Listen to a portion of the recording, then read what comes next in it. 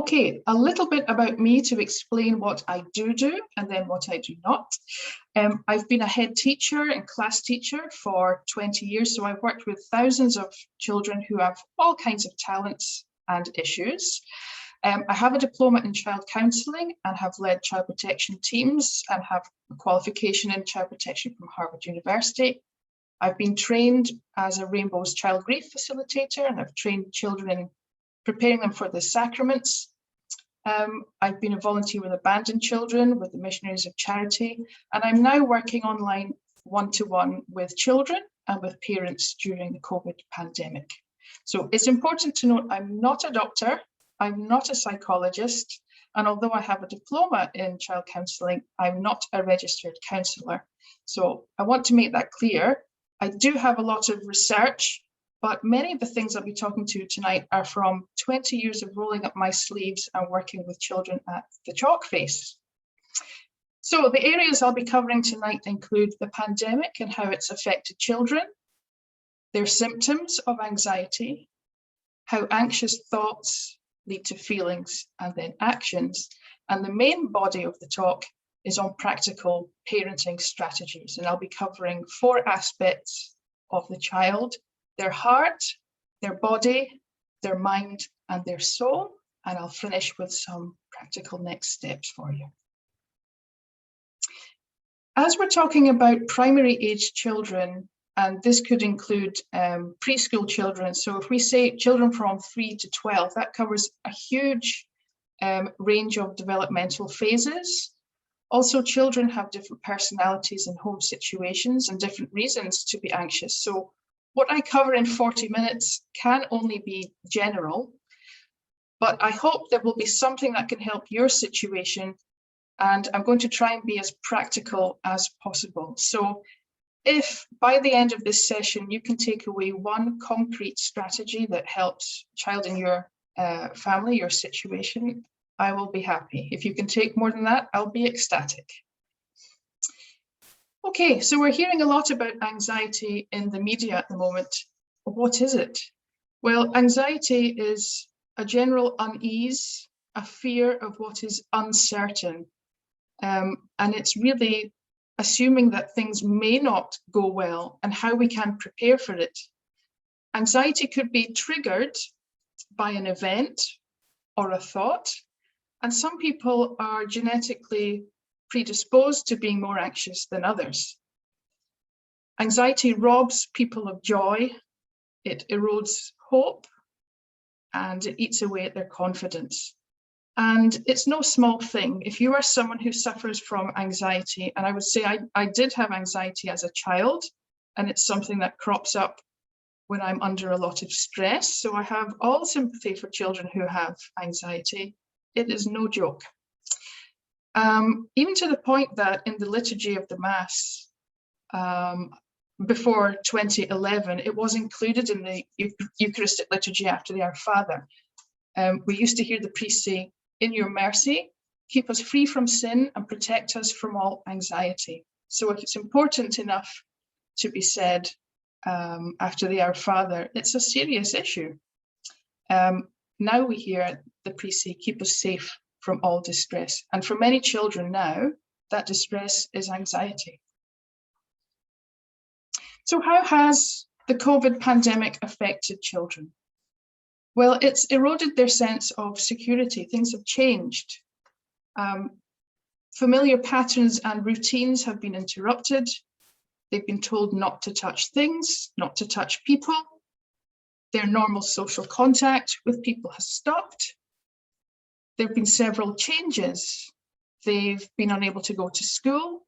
They may have then gone to a hub for key workers' children, then back home, then back to a hub, then to school.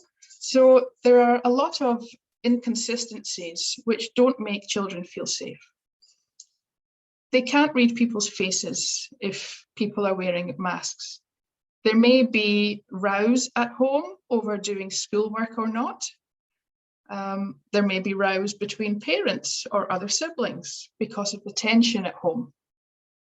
They may have overheard adult conversations. They may hear the tone of people talking on the phone who are worried and concerned about things to do with COVID. Children can pick up on adults' fear even if they don't understand the words. They may sense irritability or tension in the house. They may not have had the chance to play with other children, which is a fundamental part of children's development.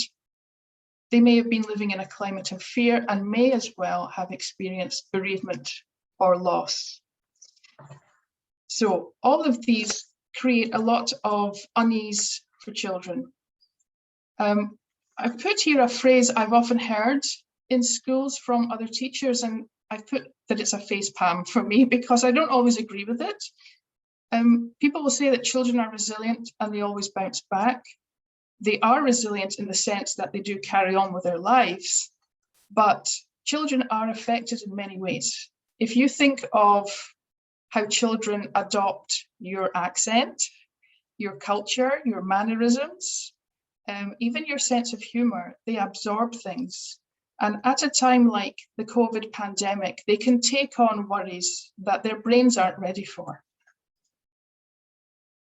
So what are the signs and symptoms of anxiety in children?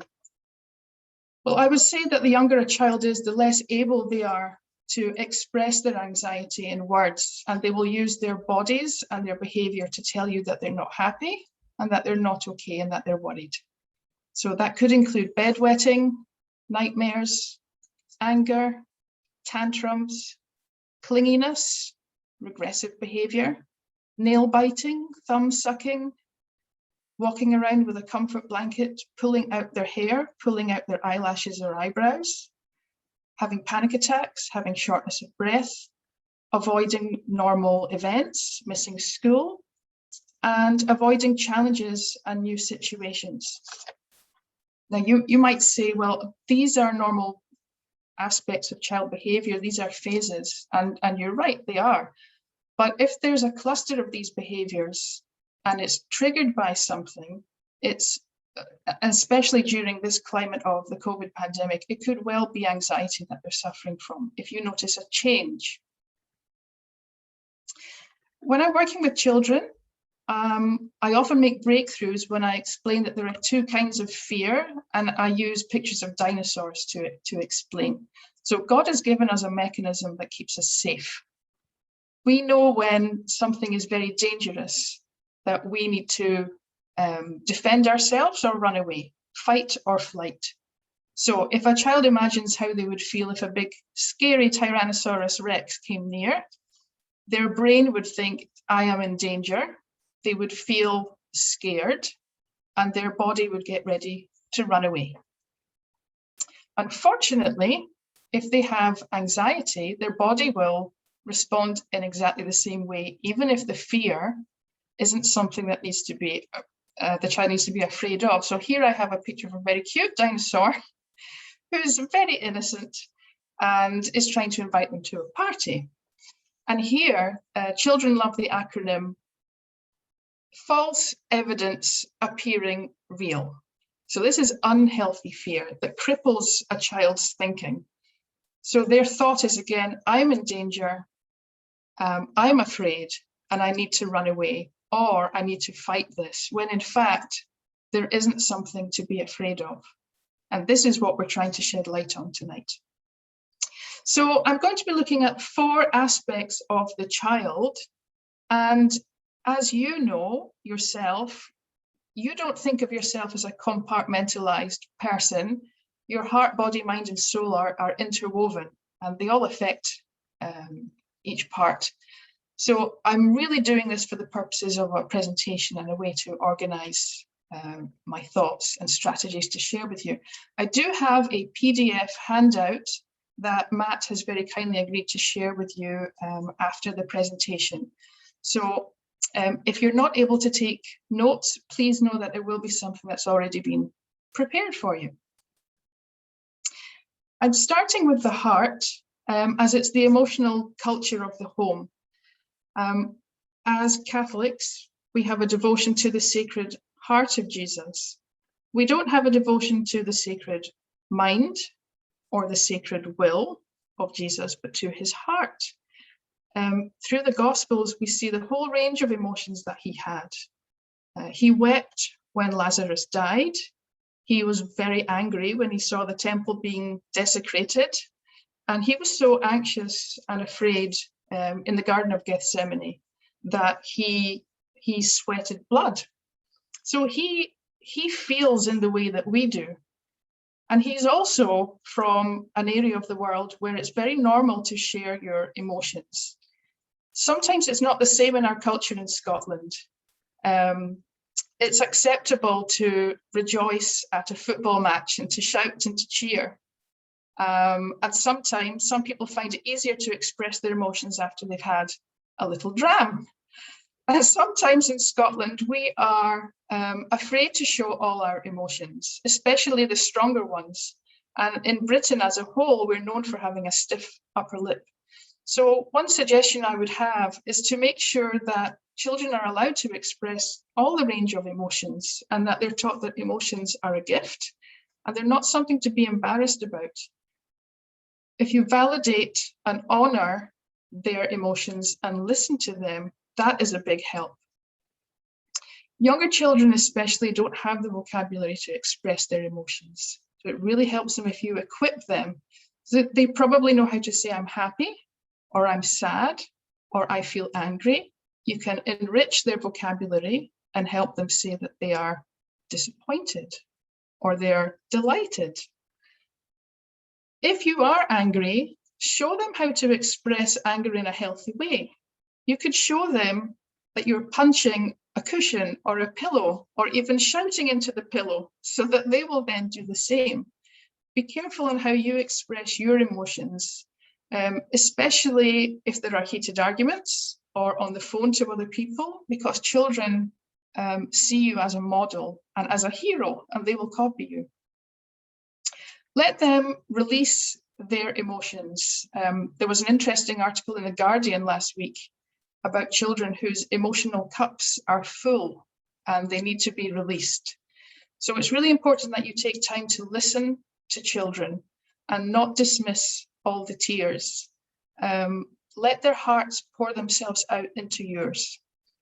That may mean arranging a special time for checking in and sharing feelings. So for example, after they've come home from school and have had a snack and some juice, maybe it's at 4:30 or 5 o'clock, that's check-in time, when you let them talk about what happened at school and if they have any worries. So during the day, they know that at that special time with mum or dad or granny and granddad, they can talk about what's really getting to them. When you're talking about stories or watching films together, you can talk about the emotions that are going on, not just the storyline, but also the feelings, so that they can hear your intonation, they can hear your take on what's happening in the story, and they can empathize with characters. And also they can write their own stories and draw what's happening and role play their fears with puppets, toys, and dolls. So for each of these 4 sections, I'm going to try and give you 3 practical takeaways. For the heart, there is a film called Inside Out by Pixar, which looks at different emotions.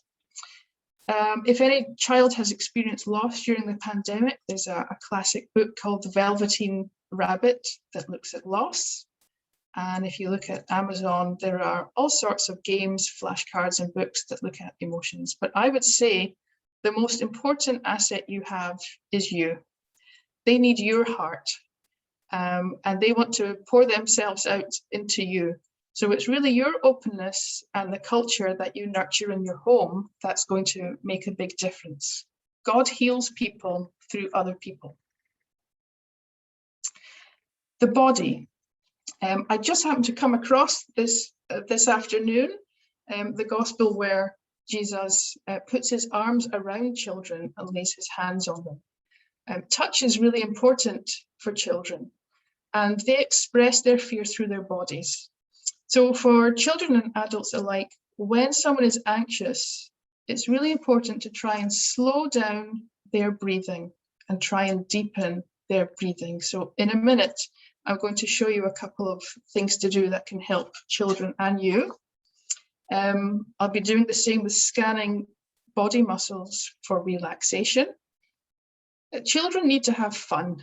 They need to play with other children, and they've lost a lot of that during the pandemic. So this summer, even if we don't have the sunshine we were hoping for, it's really important that children get a chance to get outside and play with other children their age and just have fun and let their feelings out. Let them run around and scream and sing. I'll be showing you an exercise on how to ground using all the 5 senses. And I'd also recommend that you encourage children to find hobbies that use their fingers, their fine motor skills, because if they really have to concentrate on something detailed with their fingers, it uses a different part of the brain from the part that worries, and it really distracts them from their worry. So you're not dismissing their worry. You've already heard about it and you've talked to them about it, and it's now time to move to something positive and fun. You may want to consider creating a dedicated calm space in your home. So a little place, perhaps in their bedroom, if there's space, or in the hallway or in the lounge, a little place with a small chair, a soothing blanket, maybe some fidget toys, a place where they go to calm down. So they can say to you, Mom, I need to go and calm down in my calm space. Or you could say to your child, I can see you're getting upset. I'd like you to go and sit in your calm space. So you go and sit down there and I'll bring you a drink and you'll feel much better. Because we're trying to give children back a sense of control. They don't have the choices we have. They can't pick up a phone and phone their best friend, or go to the fridge and crack open a bottle of white wine to make themselves feel better. But if they have a little place that belongs to them, they have some control on what happens. Having routine is really important for children, as I'm sure you know, with bedtimes. And some of that may have been lost during the pandemic. It's not just their minds that expect things to happen, their bodies do as well. They thrive when they eat at certain times, rest at certain times, and sleep at certain times. So as far as possible, try to have a solid routine. And as I was saying at the beginning there, touch is really important to children. I know some families say, oh, we're not a huggy family. We don't hug and cuddle in my family. We feel really uncomfortable with that. Well, maybe your child is comfortable with hugs and needs touch. So you may have to come out of your comfort zone to give your child what they need at this moment in time. So tucking them in and giving them a kiss at night, caressing them, hugging them, and giving the cuddles is really consoling for children. This may not be very clear, but I'm going to go over 2 strategies, as well as this one here. There's a picture of a child in her own calm space. I'm going to talk about number 3 here, using your senses. 5, 4, 3, 2, 1. If you could join me, if you stay on mute, but if you practice this with me, I'm going to use my 5 senses, and I'd love it if you could do the same so you know how it feels for a child to do it. This is called grounding. I'm just going to take a quick drink of water. Okay, I'm going to use my eyes, my hands, my ears, my nose, and my mouth, because I'm moving from my worried thoughts to my real concrete feelings in my body. I'm slowing down, and I'm slowing down my breathing at the same time. So if you can do this with me, I'm going to name 5 things I can see.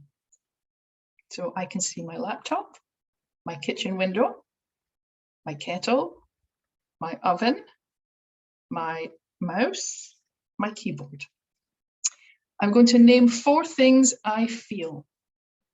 I can feel my hands, my laptop, my hard wooden table, and my soft jumper. I'm going to name 3 things I hear. I can hear the fridge, the traffic outside, and my neighbour on the gravel outside. Name 2 things you smell. I can smell bananas in a bowl on my table. And if I smelled really hard, I could smell the lemon in my water. Name 1 thing you taste. The lemon in my water.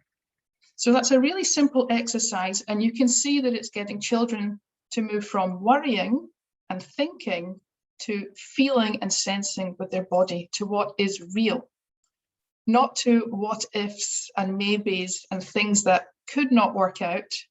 It's things that are real and that they feel. So I'm going to move just now to a video on muscle scanning.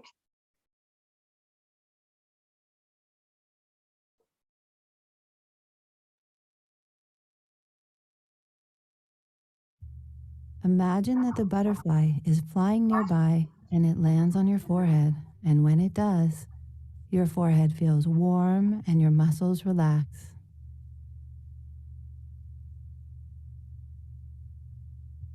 Imagine the butterfly floats off to one shoulder.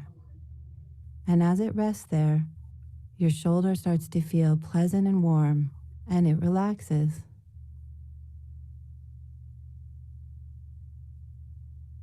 And now to the other shoulder. As the butterfly lands there, what's happening? Does your shoulder feel warm and pleasant? And does it feel relaxed?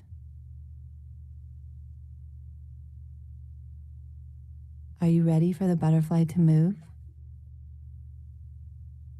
Imagine that the butterfly floats off your shoulder and lands on your belly. And as it rests there, lightly moving its wings, your belly relaxes.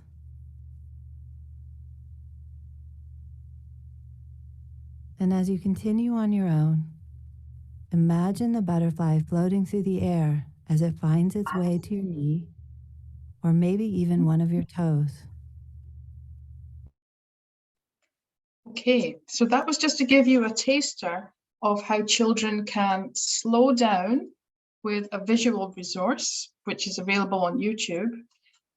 It can teach them how to belly breathe and scan their muscles for tension and relaxation. So that's one of the videos on the handout. So these are ways to move from worry to physical sensations and solidity. The mind is a blessing and a curse. We can often be our own worst friends, but our minds are wonderful things. We can change from anxiety into hope. So one of these things, as I said earlier, that I do with children is to get them to identify what are the real worries in their life. And if they can pick out what things are justifiably worried about, you can then give them reassurance, give them clarity, as far as is appropriate, tell them the truth. Children love knowing the truth, they love facts. And then you can compare them with the small, innocent dinosaurs that are not really going to hurt them at all. So you listen to them, but challenge their worries in a gentle way and help them to put them into perspective.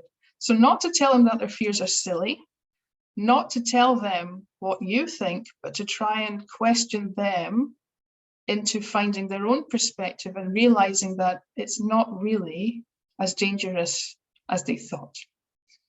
Hot thoughts are thoughts that trigger anxiety, and teaching a child to identify which thoughts are the troublemakers in their minds is really useful. If you can then help calm down those hot thoughts and replace them with cooler and happier thoughts, that's really helpful, as is an anchor thought. Now, an anchor thought is a thought that they prepare in advance before a tricky situation, and they hold on to it. They might even have it written out, keep it in their pocket. So for example, if they're worried about starting school after the summer, during the summer holidays, they can take this note out of their pocket, and the anchor thought may say, I'm worried about starting school, but I know my best friend Stacey will be there, and I know I am brave. So having a thought to hold on to and to keep repeating in their minds is a great strategy and can be really useful. One thing that seems obvious, but sometimes can be overlooked, is auditing the conversations that go on in the house. And that's been really difficult during the pandemic when everyone's in lockdown and cannot go outside to have difficult conversations or phone calls. But as far as possible, if you try and audit your conversations in terms of content, but also the tone, children can pick up on intonation. I know when I was little, if I'd gone to bed and I could hear my mum on the phone downstairs, even if I didn't know what she was saying, I could pick up on the tone and know if she was worried about something or if she was happy. Schedule worry talk time. So again, if you pick a time every day when you're going to check in with the child, they may not have a worry that they want to share with you. But if they know that you care enough to set that time aside, it's reassuring for them. Focus, hobbies, and having fun are a great way of moving the mind from fear to something more positive. And also, if you can audit the things children watch. So if you are careful about what films they watch, how much time they spend on screens, what kind of games they play, and their exposure to the news on the radio and the TV. Because these create a culture and an atmosphere that can make a child anxious. So my 3 practical tips for helping children with their mind is 1, you as their best resource, listening to them, talking to them, and clarifying about how you are protecting them, what's worth worrying about and what isn't. You may want to have a worry box in the house. That's something I've had in every classroom I had as a class teacher. I would have a worry box next to my desk. And if children didn't feel they could tell me something or they didn't want to interrupt me, they could write their worry down, put it in, and I would speak to them at a time when I had more time to speak to them. And also just taking their mind off their worries by getting them out in the fresh air, taking them down to the seaside, getting them rock pooling, playing football. Inside, they can be using their fingers to make models, cooking lessons with you, or arts and crafts. And finally, the 4th area is the soul. Jesus said, let the children come to me. Children are very close to God. It might not feel that way when they're in a church at Sunday Mass, when they're sitting for an hour on hard pews, but in the right environment, when they're comfortable, they find prayer very easy. My first point is, we hear a lot about mindfulness. That's something that we've done in the church for centuries. We focus on where God is now in the present moment. We talk about the sacrament of the present moment. And we think about, how does God love me right now? That's a lovely question to ask children. How is God loving you just now? If God is looking at you just now, what do you think he's feeling? Or what do you think he's thinking when he sees you? He's so happy when he sees you. Try and get children to move to the here and now, because they don't have much of a sense of time. They've got a great sense of mindfulness and the present moment. God doesn't live in our fears of the future. He lives here and now. And get them to focus on what is good and true and certain and beautiful right now. Move them away from their worries to what they can be sure of. You might want to think about integrating that calm space with prayer and making it a prayer space as well. You could have an LED candle, a cross, some pictures of saints. Children bring all sorts of things to altars and shrines, things that might make you laugh, but things which are very precious to them. So you might get slugs and snails from the garden, you might get flowers, you might get pieces of Lego and special toys, but these things are precious to children and they're offering them to God. And it's really nice to show children that their prayer space is a refuge, and so is their God. It's great to form a multi-sensory prayer space with lots of different textures and smells. So you might have a fleece throw, you might have a reed diffuser with different smells. And if you can, have some calming music nearby. So I've seen a family who used their Amazon Alexa in the kitchen, and the children choose what music they have for breakfast. So why not have the same thing in their prayer space where they choose some meditation music? Also teach children just to express themselves simply to God. It's important to learn rote prayers, but it's even more important that they speak from their heart, and they can tell God what they're worried about, but also what they really enjoy and what they're happy about, and that He becomes just part of their everyday life. I'm going to move now to look at the Examen, which is a prayer started by St. Ignatius of Loyola. So you may have heard of it through the Jesuits. Sorry, we've gone over the prayer space, Alexa, play Taizé, and sleeping with bread. So this sleeping with bread is what I'd like to talk about just to finish. The Examen is a prayer at the end of the evening where you go through the day and look at where God was. So how was God loving you during the day? So I may go through today when I go to bed tonight and thank God for the sound of the blackbird waking me up, for the silly texts my family sent me that cheered me up, the phone call from my friend, the taste of a runny boiled egg with soldiers. And thinking about these things before I go to bed reminds me how much God loves me in a real way, and that He will love me tomorrow. This book here, Sleeping with Bread, references children during World War II in London during the Blitz. They were worried that they wouldn't be able to eat the next day, and their parents decided to give them a crust of bread to hold when they went to bed, so that they would remember that they would have something to eat the next day. So in the same way, the Examen equips children to remember what was important and beautiful and true that day, so they'll know that the same thing will happen tomorrow. God will love them tomorrow. He's watching over them at night time, and He'll be there protecting them tomorrow. So just before I finish, I have some concerns about people who think children don't like silence. Children don't like silence all the time, but they need silence as part of a balanced life. I once went to a talk given by Sir Harry Burns, who was the Chief Medical Officer of Scotland, and he spoke to a group of teachers, and I was one of them, and he was explaining that in studies of Tibetan monks' brains in MRI scans, the part of the brain that self-regulates emotions is bigger in monks because they spend more time meditating. So the more you meditate, the better your brain is at emotional self-regulation. So there is a proven link between prayer and meditation, calm, silence, and the ability to self-regulate. In fact, Sir Harry Burns asked us as teachers to make sure that we incorporated silence and prayer into our lessons for children, especially in areas where there was chaos.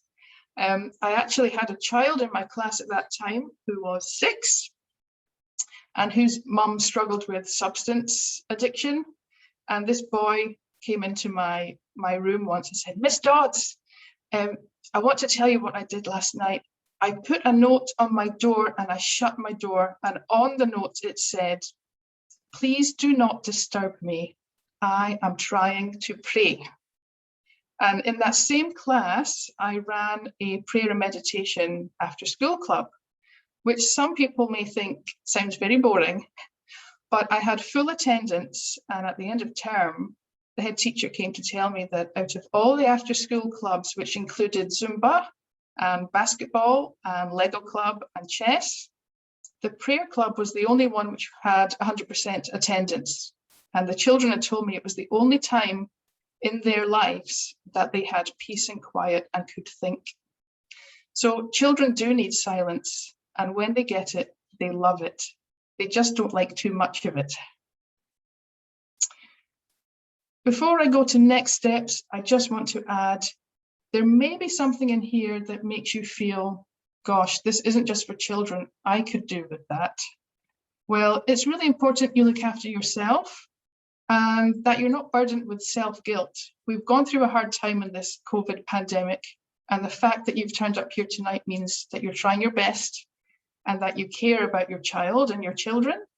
So please look after you, because the more cared for you are, the more patient and gentle and sensitive you'll be with your child and children. So self-care is not selfish, it's necessary, and it helps those that you care for. So just before questions and answers, the next steps I would suggest are, first of all, take some time this week, put it in the diary to have some quality prayer, to sit with God and have some quiet time and tell him how you feel and ask him to enlighten you in what you can do to help your child or children. Choose 1 or 3 realistic small changes out of the PDF handout that Matt will send. The important thing is that you are consistent with them. A couple of things I can do. I do one-to-one help with children and one-to-one support with parents. And my details are there. They'll be on the handout as well if you think I can help. I'm also running summer holiday anxiety clubs for small groups of children. If this level of support doesn't help you, you may want to consider speaking to a GP so they can refer your child to CAMS, Child and Adolescent Mental Health Services. After the school holidays, let your child's teacher or teachers know that they're struggling with anxiety. And also, if you need help, there are resources for you. You may want to look up Breathing Space, which is a Scottish self-referral resource, which you can look for online.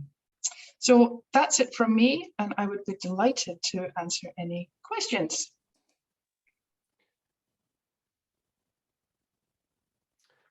Angela, thank you very much. You crammed in so much into that talk. I love the Alexa Pray Tazy thing as well. That's quite handy. There's all sorts of things you can use using technology, and also the worry box. I've got a worry box. It's called my Wi-Fi router.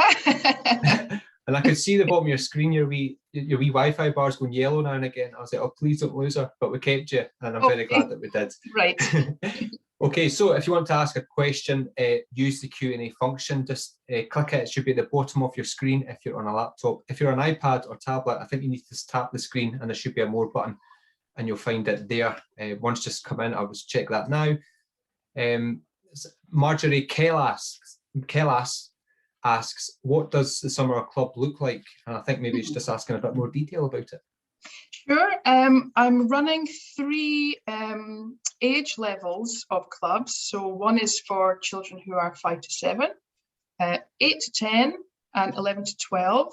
There are 6 sessions over 6 weeks, so 1 hour for 6 weeks. And children can meet up to 4 other children, so they have peer support, and look at really what we've been looking at, what's healthy fear and what's not, and how can you plan ahead so that if you are beginning to feel anxious, you can try and prevent it. But if it has gone too far, how can you calm down?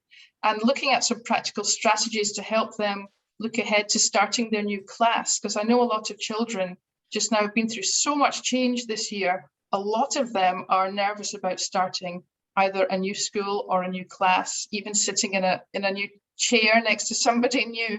So it's just giving them the chance to talk about it, see that they're not alone, and help give them some tools to deal with their fears. Okay, so that's online. It's online, yes, it's online. That's fine, and we'll put up a screen before the end of this talk. It's attendertutor.org if you want to find out more about that as well. If I can ask a question regarding, I was speaking to a teacher recently and she said it's mobile phones seem caused a lot of trouble. Young kids with smartphones and access to, I don't know, images, or even like people texting them. You can't put it away, you can't get rid of it. Bullying follows them everywhere into the house. Is that something you've seen? Yeah, I think social media is a really difficult one to balance. I think I would personally err on the side of caution and not give children a smartphone until they're perhaps in their teens. I know children can have mobile phones so that they're contactable and they can phone their parents when they're out, and let their parents know they're okay. I would tend to go for mobile phones rather than smartphones, because it's really difficult to censor what they're viewing. You can put firewalls onto laptops. I'm not sure if you can put them onto smartphones, but yeah, a mobile phone is much easier to screen. That would be my advice. The pandemic itself, have you seen a rise in people contacting you regarding child anxiety?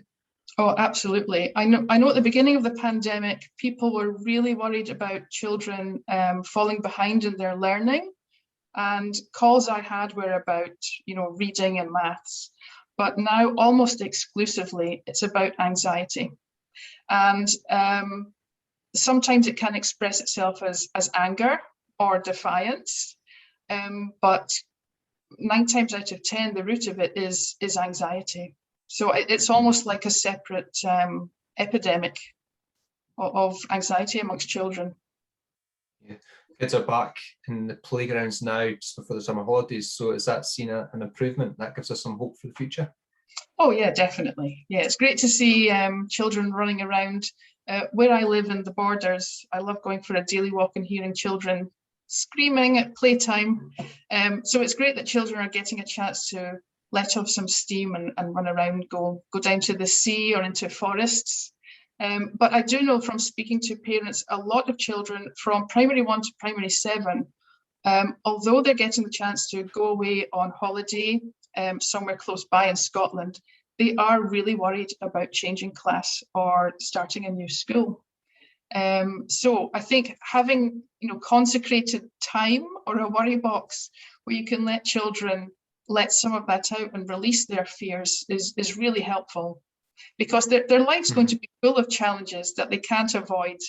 It's great if you can help them face these things now in a gentle and sympathetic way. Another question, well, it's just a comment from Marjorie Kellas. Oh, it's a question. As a class teacher, she says, can I share your details with parents at my school? Oh, I'd be delighted. Please do. Anne Flynn asks, what a beautiful talk and so insightful. Thank you. Is there anything you could envisage working in this area at parish level? I'm not sure what you mean. Do you mean? I suppose in maybe in churches, like imagine you had that club in a church which was for people, parishioners. Is that something that people could do, or you would like to see? Yeah, and I think I would really like to see that kind of prayer I was talking about. It's great to have children's liturgy, but to also have a prayer experience that involves the senses and being allowed to speak from the heart about children's worries, and seeing God as a father who wraps their arms around him. So it's not, it's great to have children's liturgy where children hear the gospel and can do a craft activity, but to have something a bit deeper that looks at children's own concerns and worries, which are really serious for them, be really nice to tie the two in together. Yeah, I loved how you used a lot of phrases from the Bible to head your slides there. That's quite important, isn't it? Reading to your child and having that time of prayer. As Catholics, that should be almost a priority, but so often we forget to do it. Yeah, it's really difficult. We're busy, and our culture and society do not help us to have a life that's balanced with prayer. It's something you have to make a concrete decision about. I think my mum may be watching this webinar, and I'm very proud to say that she did an excellent job of praying with us every night. and teaching us to pray for the people in our family and our friends, and thanking God for things. And that's where my love for prayer has come from. So I have a lot to thank my mum for. Yeah, it's just trying to make God part of family life. In an ideal world, you have separate time set aside for him, but just to bring him to the table and thank him for the food on the table, or thank him for a nice day out. He's not a bolt on, he's part of everything.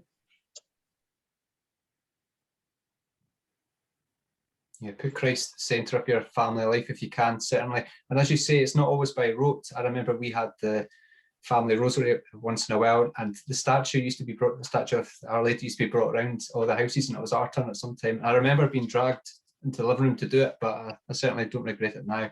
But it's not just by rote, like you say, it's the simple things, the simple exclamation of thanking God. You thank God for example, the blackbirds that you heard. Now we've got magpies outside, and I'm not grateful for that, but nature, that kind of thing as well. Yeah. Okay. Yeah, I want to share just a reminder of the resources before we do finish. Angela mentioned that free help sheet. It's at bit.ly/anxiety pandemic help sheet. You might want to take a photo of this screen on your phone, or as Angela mentioned earlier, we'll email it to you tomorrow. And while I'm here, this webinar is free, but Angela's a supporter of Mary's Meals. If you want to donate anything, feel free to go to marysmeals.org.uk/donate.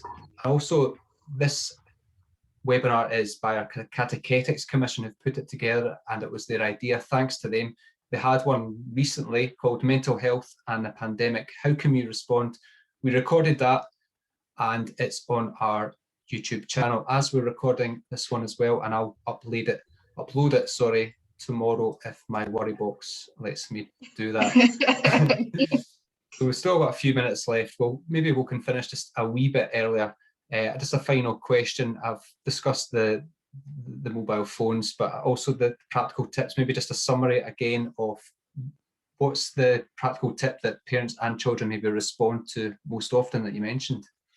Yeah, well, I think, the main one is the parents' warmth and affection and listening, making time for that listening. I know I've had phone calls from parents saying that they now feel terrible because they're worried that they dismissed a lot of their child's tantrums or tears, and they now see that their child actually has anxiety and has a problem. So, accept that that's happened, but now move towards making the time, not beating yourself up, and opening your heart and letting them feel they can open up theirs. And maybe it means there's a cost. Maybe you have to sacrifice something else. I know in a research survey last year, when children were asked, what's the one thing that you would want your mum and dad to do for you? It was to not look at their phone and to talk to me. So maybe that's something to think about. Yeah. So I would say you are the biggest resource, but maybe, the worry box, having a calm prayer space. And also on this handout that you'll get tomorrow from Matt, I've put down different videos on how to slow down children's breathing and focus on their body. Yeah, absolutely. Okay, Angela, thank you so much for your time tonight. It's been a real pleasure. Thanks also to our Catechetics Commission for putting this together, and also to you for joining us. We do hope you've got something from this. If you want to get in touch with Angela, you can email tenderchildhood@gmail.com. That's tenderchildhood@gmail.com. In fact, I'll just put on the final slide just so people can see it before you go.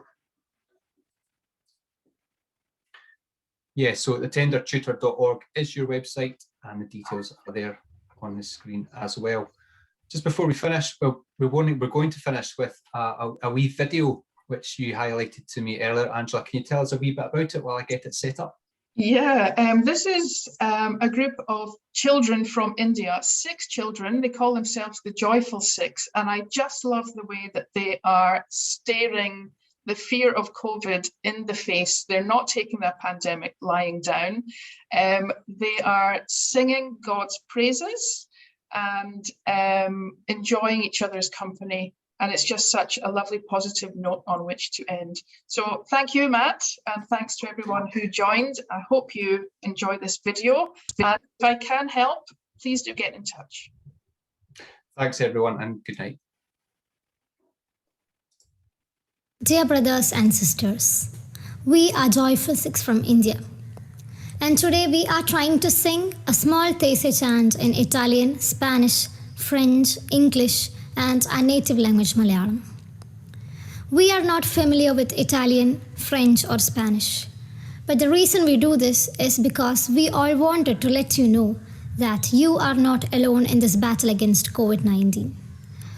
This is a battle of humanity, and we all are fighting against it.